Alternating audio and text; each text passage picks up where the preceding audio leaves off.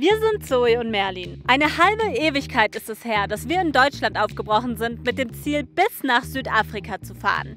Jetzt, 14 Monate später, sind wir in Namibia, dem vorletzten Land auf unserer Reise Richtung Süden.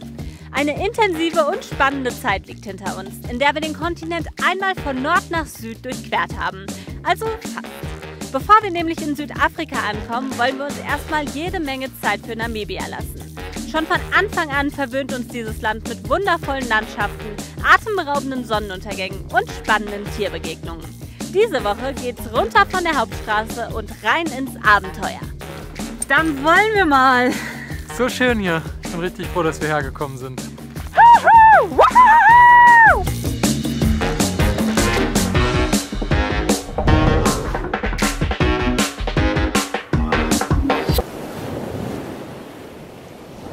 Guten Morgen von der kalten Küste Namibias. Wir sind hier ungefähr 80 Kilometer nördlich von Swakopmund und es ist wirklich ordentlich frisch hier. Wir hatten jetzt so einen kleinen Winter die letzten Tage und ich habe es sehr genossen. Jeden Tag eine dicke Jacke an, jeden Tag eine Mütze an. Es war schön. 16 Grad, glaube ich, oder so. Das wird sich aber bald wieder ändern. Ja, komm. Super! Super!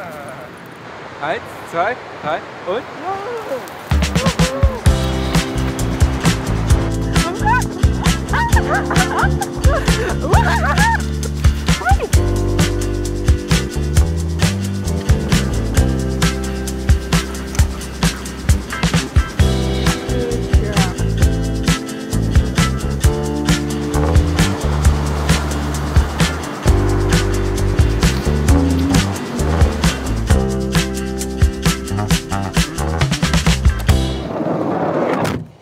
Richtig moody. Das ist richtig gemütlich.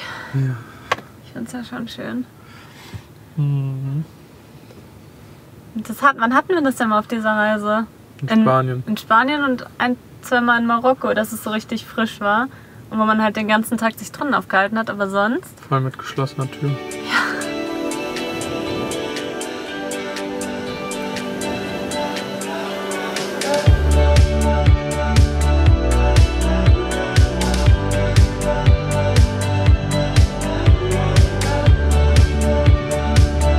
Wir wollen jetzt langsam wieder ins Landesinnere fahren, aber bevor wir das machen, haben wir noch eine Station für heute auf dem Plan. Willkommen in Cape Cross.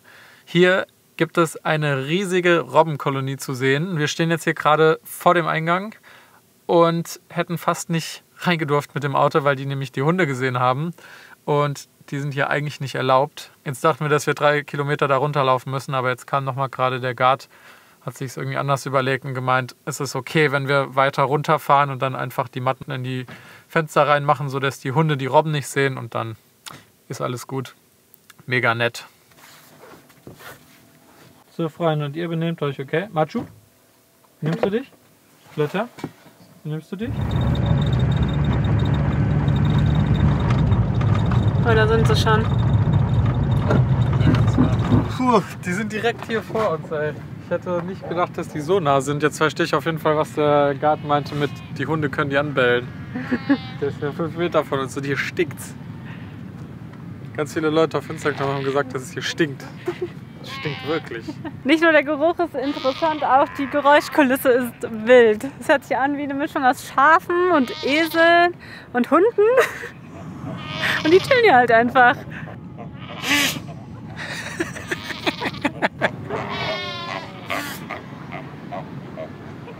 Oh, da hinten gibt's Beef.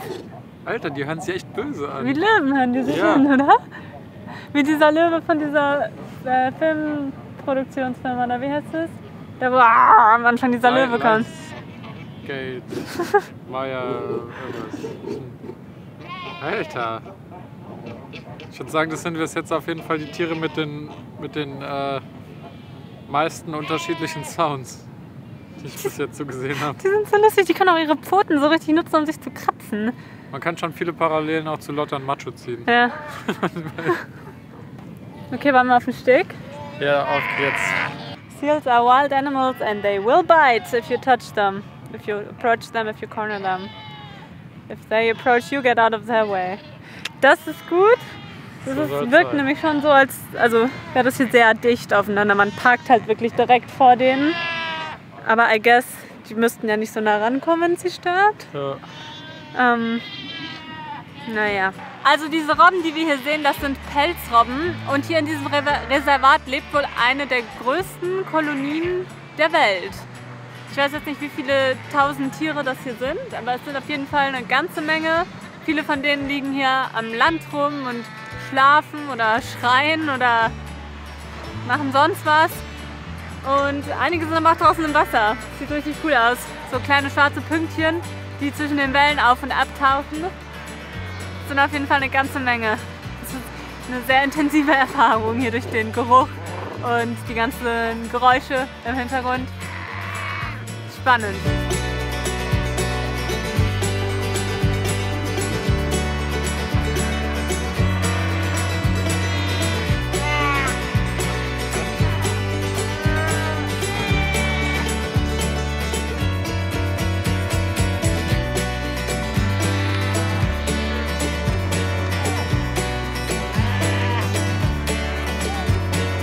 Das war auf jeden Fall ein schöner kleiner Ausflug.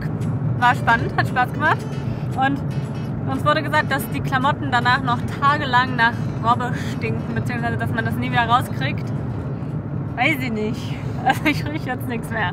Naja, aber für uns geht es jetzt weiter. Wir wollen ja, wie gesagt, heute aus der Küstenregion raus und ins Inland fahren. Und deswegen biegen wir jetzt mal von der Hauptstraße ab und fahren mal hier auf so einen kleinen 4x4-Trail. Und zwar Richtung des Messum-Kraters. Der da sogar schon ausgeschildert Der schon ausgeschildert ist. Und hier gibt es wieder Welwitschia. Nett.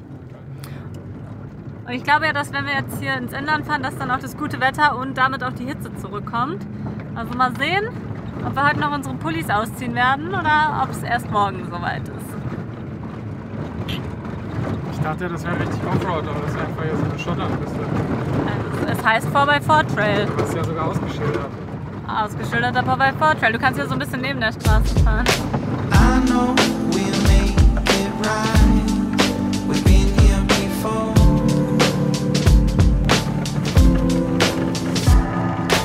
I know we crossed the line. It's hard to ignore. This way is down on me. You've got me on my knees. Won't you give me sweetness and light for my restless mind? Please give Dann zeigt sich doch tatsächlich zum ersten Mal seit einer Weile wieder die Sonne. Wuhu. Wir machen jetzt mal ein bisschen Stellplatz-Scouting hier.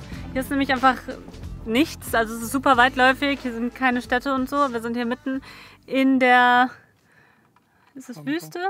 Pampa. Und müssen jetzt mal gucken, wo wir uns am besten hinstellen. Wir sind jetzt hier so einen Berg hochgefahren. Mal sehen.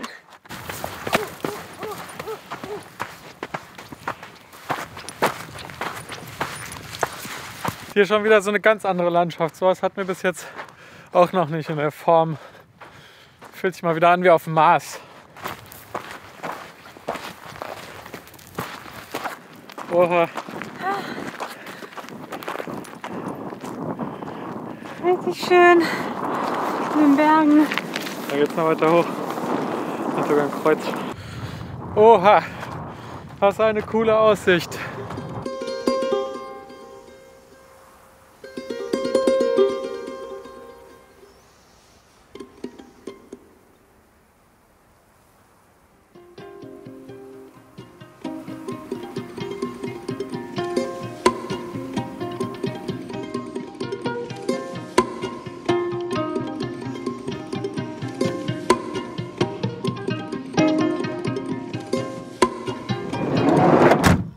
So, Tür ist zu.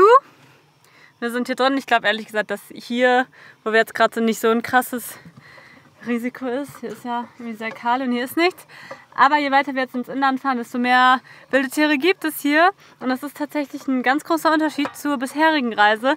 Uns fragen so oft Leute, ob wir denn keine Angst haben vor wilden Tieren, weil wir abends oft auch draußen sitzen und draußen kochen und so weiter. Und bis Namibia war es kein Thema. Ja. Also null. Es gibt vereinzelt in manchen Ländern, in manchen Regionen, in westafrikanischen Ländern, gibt es schon wilde Tiere, aber das ist so selten, dass das keine Gefahr für uns war. Wir kennen auch niemanden, der in Westafrika oder sonst irgendwo Tierbegegnungen Also hatte. Affen haben wir gesehen, Affen, aber es gibt keine Löwen, die jetzt irgendwie da rumrennen oder so. Also die dafür Wahrscheinlichkeit ist schon sehr gering. muss man in den Nationalpark gehen, deswegen. Aber hier ist es anders. Hier gibt es nämlich tatsächlich auch außerhalb von Etosha und den ganzen Game Reserves gibt es halt alle großen Predators und alle großen Tiere und da müssen wir halt schon ein bisschen aufpassen. Was macht der Wurm? Manche, warum leckst du meinen Kopf ab? Danke. Machen heute mal Kaffee im Bett. Weil wir es können. Meine Idee. Wir müssen die Chance jetzt noch nutzen. Es ist wirklich echt kalt gewesen heute Nacht und es ist immer noch kalt. Deshalb kann man hier echt gemütlich bei geschlossener Tür im Bus sitzen. Das ist eine sehr seltene Erfahrung, die wir hier machen können.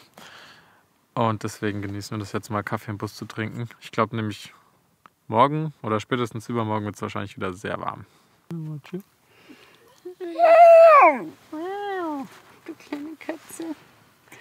I love you. Ich habe gerade auf meinem Handy Fotos angeguckt von dem Tag, als wir Matu gefunden haben und den ersten Tagen. Und es ist einfach so krass, was das für ein anderer Hund jetzt ist. Also es ist ungefähr 2,5 Monate her jetzt, oder? Wir haben den Anfang August gefunden, jetzt ist Mitte Oktober. Und er ist einfach so groß geworden, der hat sich bestimmt verdoppelt mindestens in der Größe. Und er ist so ein selbstbewusster kleiner Kerl geworden. Und das hätte ich am Anfang gar nicht gedacht, weil er so ein kleines verängstigtes Babychen war. Und jetzt haben wir hier so einen confident, frechen kleinen Hund. Der ist kein Windhund. Der ist kein Windhund, wie einige vermutet haben. Aber ich bin jeden Tag sehr, sehr froh und glücklich über die Entscheidung, dass wir ihm mitgenommen haben und ein besseres Leben bieten können. I love you. Hallo Lotti. Und dich lieben wir auch ganz doll, mein Baby. Du kleine Kuschelmaus. Oh, jetzt haben sie aufgeschreckt. Kannst dich wieder hinlegen. Komm her. Komm her. Kannst wieder unter die Decke. Lotta ist so eine richtig gemütliche. Die liegt am liebsten immer unter der Decke. Immer schön eingemummelt. Die Sonne ist wieder da. Dann wollen wir mal. Weiter geht's ins Inland.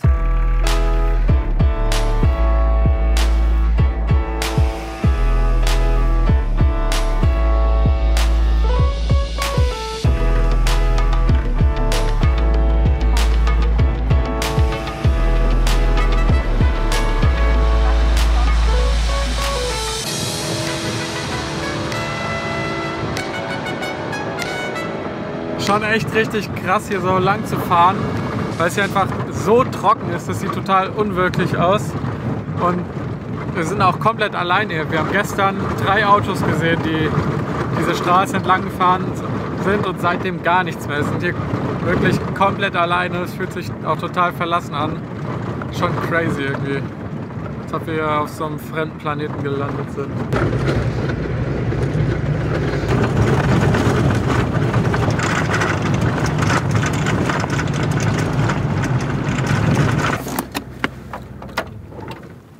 Herzlich willkommen im Messoum-Krater. Wir sind mitten in diesem, wie alt? Mehrere Millionen? 103 Millionen? Über 100 Millionen. 150 Millionen? Wir sind hier mitten in diesem über 100 Millionen Jahre alten Vulkankrater. Der ist riesig. Und damit wir ein bisschen mehr davon sehen, klettern wir mal wieder auf den Hügel. Ich glaube, das wird so das Thema der Woche. Wir klettern irgendwo hoch für die Aussicht. Kurze Korrektur, ich glaube, es ist kein Vulkankrater. Ich glaube, dieser Krater ist entstanden, als der Gondwana-Kontinent, dieser große ursprüngliche Kontinent, auseinandergebrochen ist. Ich glaube, hier gab es mehrere Vulkane, aber ich glaube nicht, dass dieser ganze Krater hier ein Vulkan war. Das ist ja 22 Kilometer breit. Aber auf jeden Fall eine sehr weitläufige Landschaft. Und es ist heiß, wie wir gedacht haben. Das sieht nach einem ganz schön steilen Anstieg aus.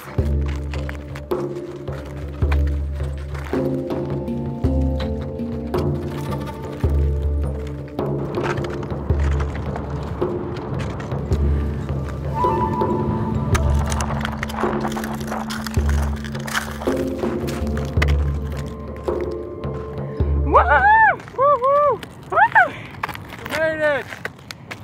Gipfel! Ah! Nice! Aha. Ich nehme meine Aussage von gestern zurück. Das hier sieht aus wie der Mars. Das hier, du kannst dich richtig vorstellen, wie Matt Damon jetzt hier mit seinem Mars Rover langfährt. Schaut mal, man hat einfach so Alter. 360 Grad View und da sieht man überall diesen Krater. Wir sind genau in der Mitte, glaube ich. Alter. So nice. Und Leute in den Reviews haben gesagt, es wäre nicht so besonders. Ist doch mega geil. Schon sehr schön. Schon sehr, sehr geil. Ja, es war anstrengend, ha? Ihr habt euch ein Leckerchen verdient. Gut gemacht. Die kleinen Gipfelziegen, Bergziegen.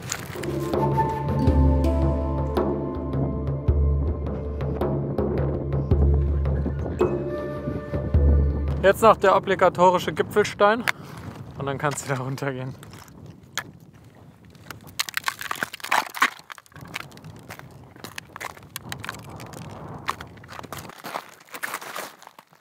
Ist richtig krass, obwohl hier alles so trocken ist, gibt es immer noch diese eine Pflanze, die trotzdem grüne Blätter hat, obwohl alles andere hier vertrocknet ist.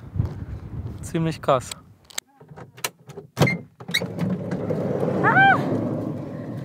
Huiuiui! Sportlich. Zuerst noch was trinken.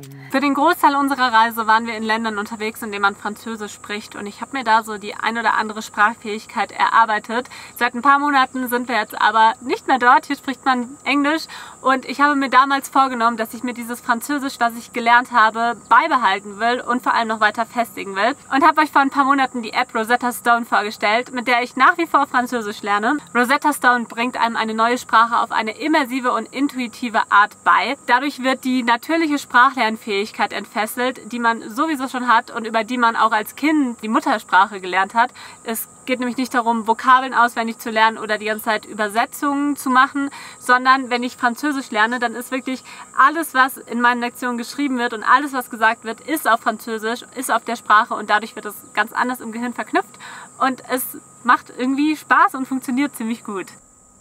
Il y a 6 enfants. Mit Rosetta Stone könnt ihr 24 verschiedene Sprachen lernen, und gerade wenn ihr mehrere Sprachen lernen möchtet, dann lohnt es sich, eine Lifetime-Mitgliedschaft abzuschließen. Wir haben einen Code für euch, mit dem ihr ganze 50% darauf sparen könnt. Ihr könnt dafür unten einmal im Link in der Infobox gucken oder ihr pausiert das Video kurz und scannt hier oben den QR-Code. Dann kommt ihr nämlich auch dahin und dann könnt ihr anfangen, eure neue Sprache zu lernen.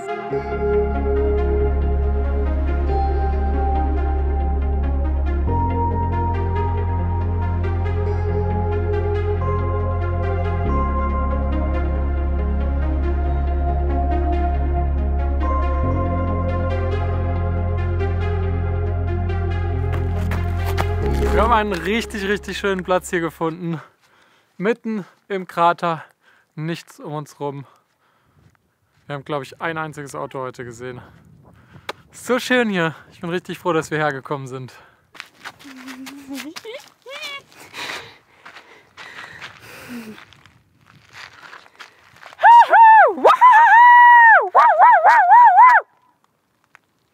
Das ist gar kein Echo. Hier ist einfach im Umkreis von, I don't know, 100 Kilometern oder so kein Mensch gefühlt. Tatsächlich vielleicht auch. Weil in die Richtung, aus der wir kamen, da war in den letzten 100 Kilometern nichts.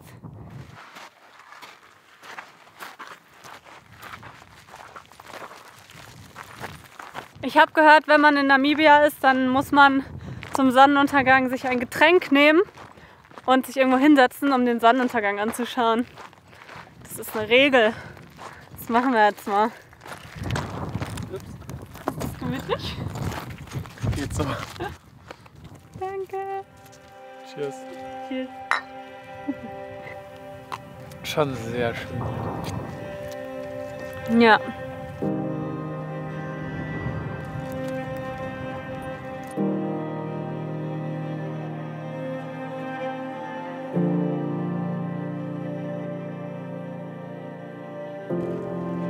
Tschüss, Sonne. Bis morgen. Heute war ein schöner Tag, Stimmt. oder? Ja. Mapi.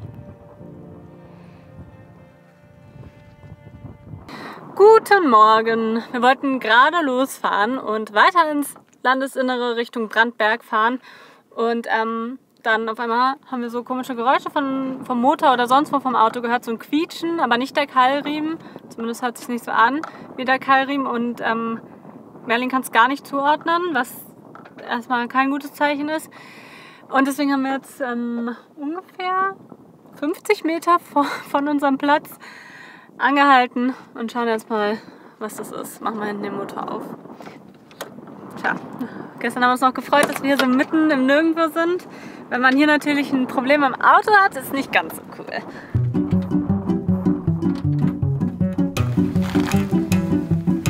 Schwinge ich mich mal in meinen Anzug.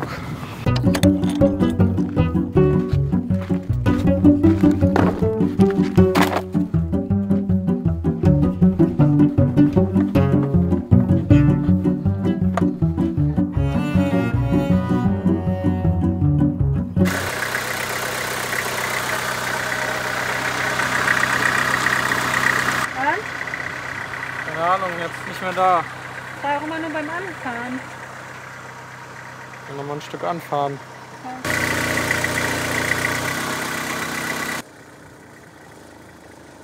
Ich konnte jetzt nichts direkt erkennen. Ich glaube, es kommt irgendwo von der Kupplung. Es könnte sein, dass vielleicht da das Ausrücklager irgendwie trocken läuft und das für dieses Geräusch verantwortlich ist. Wir hatten es gestern einmal, wir hatten es davor noch nie. Das kann ich jetzt aber auch nicht überprüfen, weil man dazu das Getriebe ausbauen muss und das geht halt hier nicht. Deswegen müssen wir da wohl noch mal demnächst in der Werkstatt vorbeischauen. Jetzt fahren wir hier aber erstmal wieder raus über diese Pfade und versuchen irgendwo die Hauptstraße zu finden. Außerdem hat unser Offline-Navi versagt uns gerade eine richtige Route zu zeigen. Den Weg hierher, der über diese 4x4-Tracks ging, hat das Navi noch angezeigt, aber jetzt will es einfach gar nichts mehr anzeigen. Jetzt müssen wir so richtig oldschool diesen Tracks hier folgen und mit Kompass gucken, dass wir in die richtige Richtung fahren.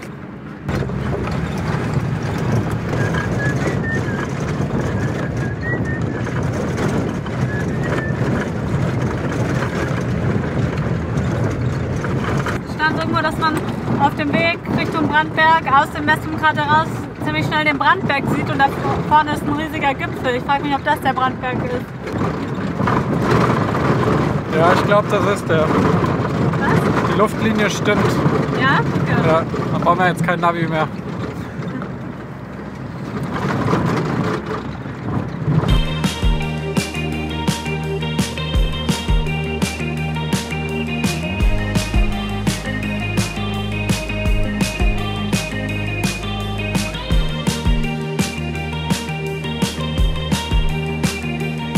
Man sieht jetzt einige grüne Pflanzen, weil wir nämlich gerade direkt durch das Flussbett vom Mesum River durchfahren, der gerade obviously ausgetrocknet ist.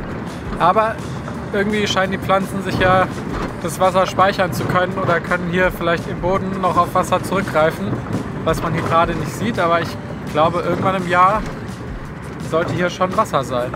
Kann man sich nicht vorstellen. Ja, es ist einfach so trocken und hier ist es ewig schon trocken. Wir folgen ja jetzt nicht nur unserem Navi, sondern orientieren uns auch hier an den Track mit den meisten und frischesten Spuren.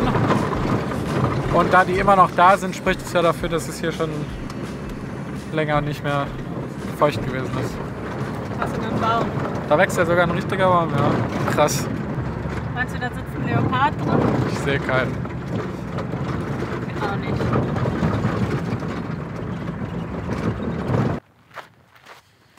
Wir haben es jetzt hier zur nächstgrößeren Straße geschafft, hier hinter uns, auch wenn es nicht so aussieht, aber das ist tatsächlich eine, ja, keine Ahnung, Landstraße. Es sind auch schon 2 Autos lang gefahren und der werden wir jetzt gleich weiter folgen, weil in die Richtung jetzt nicht weiter, da ist nämlich der Brandberg im Weg.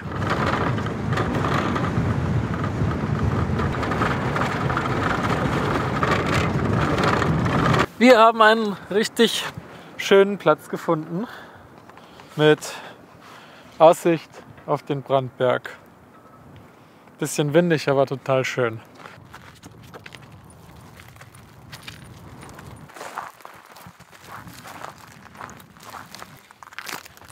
Wir sind hier übrigens im Damara-Land, heißt die Region, glaube ich, oder?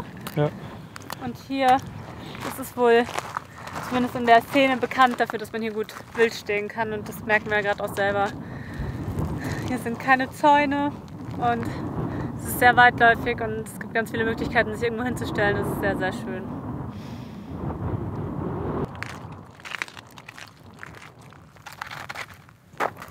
Das ist Kacke. Von was? Große Kacke. Sieht aus wie von einem Kuh oder von einem Kuh. Von einem Kuh. Von einem Pflanzenfresser, oder? Ja. Oh, meinst du Elefanten? Maybe. Hier gibt es Elefanten, ne? Wüstenelefanten. Auf der anderen Seite vom Brandberg, da soll es wohl richtig viele Elefanten geben. Ich glaube, da gibt es auch ein Wasserloch oder so. Vielleicht sind die deswegen da. Hallo!